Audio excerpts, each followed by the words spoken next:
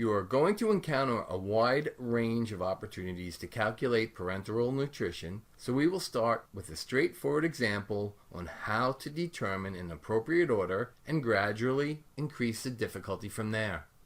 The question states that your patient is receiving TPN being administered at 100 milliliters per hour over an 18-hour period at 50% formula strength.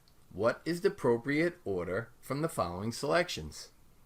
The first step is to determine the total milliliters that the patient will receive over the course of administration.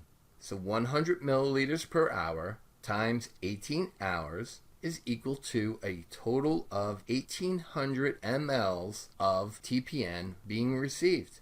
Next, let's determine the formula strength ratio. The 1800 milliliters received times 50% strength, or 0.5, equals 900 mLs of formula.